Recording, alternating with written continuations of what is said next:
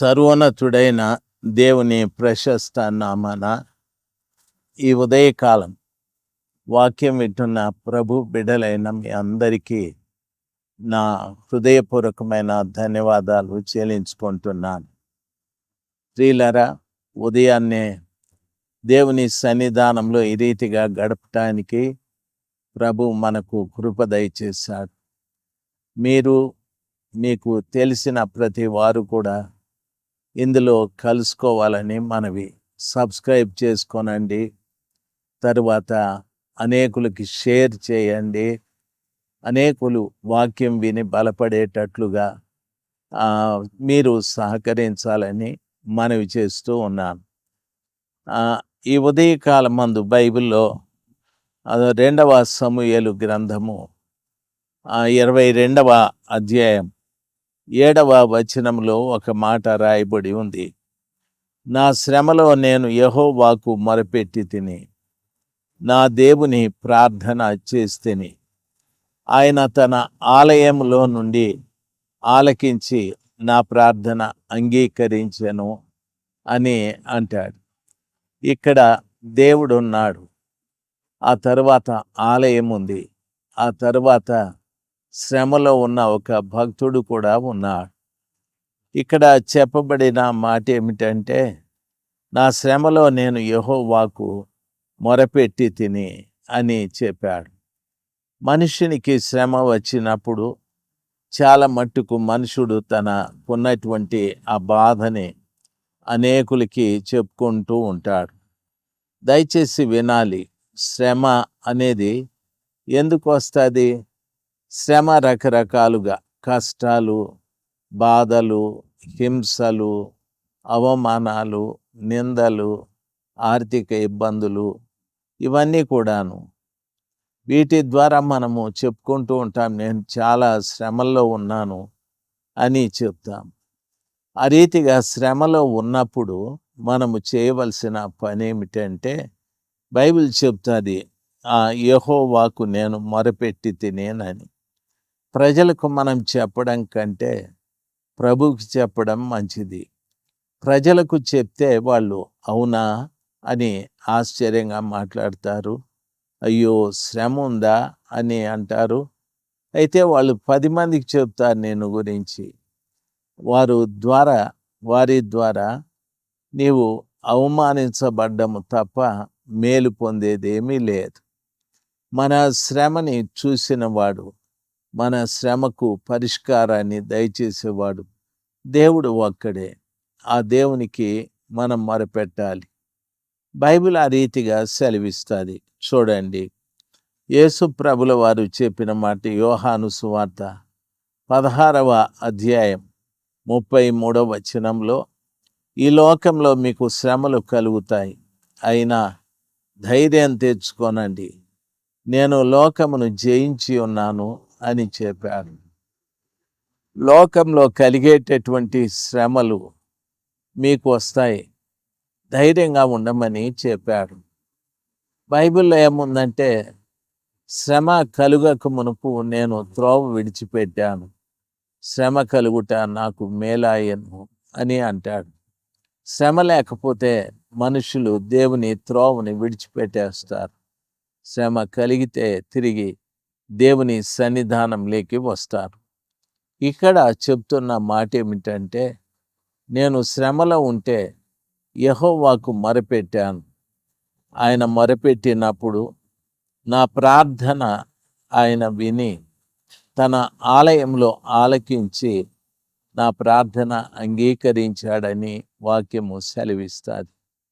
దేవుడు ఆలయంలో తన ప్రార్థన ఆలకించాడని చెప్పబడి ఉంది.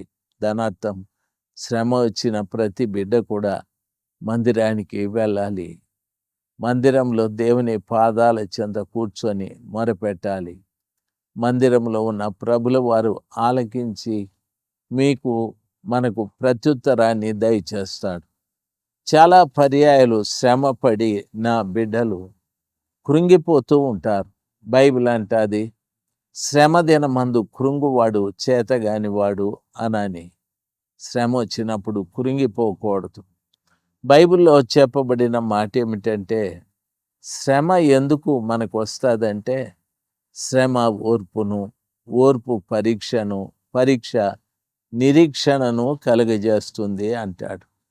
శ్రమ అనేది మనలో ఓర్పు అనే ఒక బిడ్డను ప్రసవిస్తారు. శ్రమ ఓర్పును.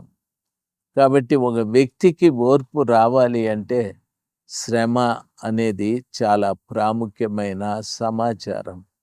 శ్రమ లేకపోతే మనకు ఓర్పు రాదు.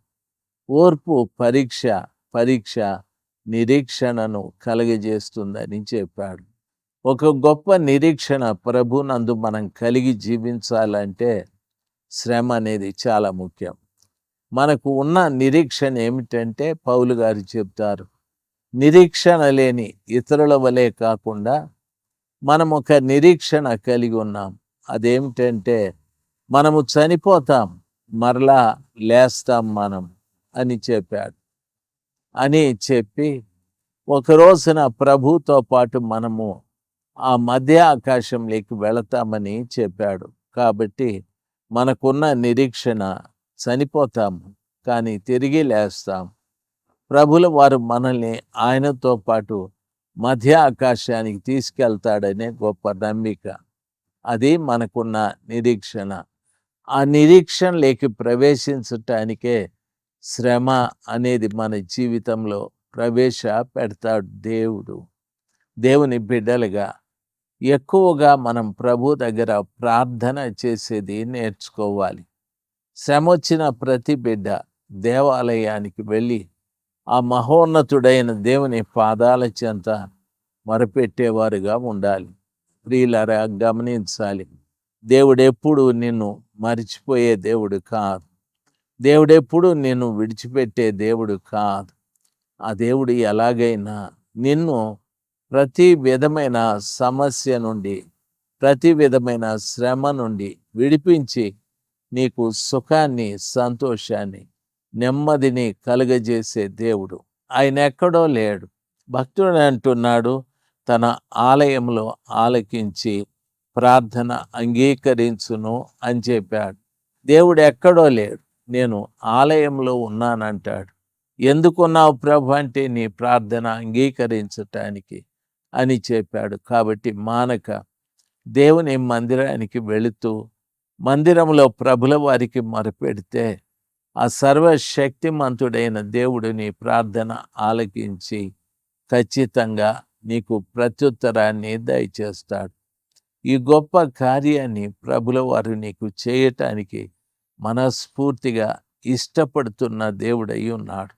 దయచేసి ఆయన వైపు చూద్దాం, ఆయనకే మొరపెడదాం. ఆయన ఆలయంలోకి ప్రవేశించి అక్కడ మొరపెడదాం.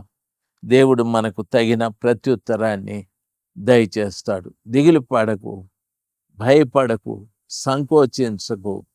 ప్రభు ఎక్కడో లేడు, నువ్వు వెళుతున్న మందిరంలోనే ఉన్నాడు. అక్కడ మొరపెట్టు ఆయనకి. తప్పనిసరిగా ఆయన నీ మొరకు తగిన ప్రతిఫలాన్ని దయచేసే దేవుడై ఉన్నాడు. దేవుడు మిమ్మల్ని దీవించుగాక. మీ అందరి కోసం ఒక చిన్న ప్రార్థన.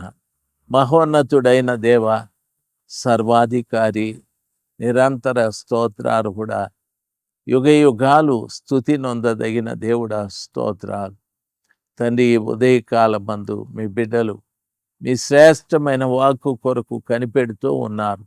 అంతేకాదయ్యా, శ్రమలో ఉన్న నాకు విడుదల ఎక్కడా అనే భయం, ఆలోచన మీ బిడ్డల్ని పట్టుకుందయ్యా. మీ దయగల హస్తంలో బిడ్డల్ని ముట్టి మంచి ఆరోగ్యవంతుల్నిగా, ఐశ్వర్యవంతుల్నిగా చేయండి. వారి రుణబాధల నుండి విడుదల దయచేయండి. సమస్త ఘనత మహిమలు మీకే నాయన. యేసు నామంలో ప్రార్థిస్తున్నాము తండ్రి. Amen, amen. దేవుడు మిమ్మల్ని దీవించుగాక.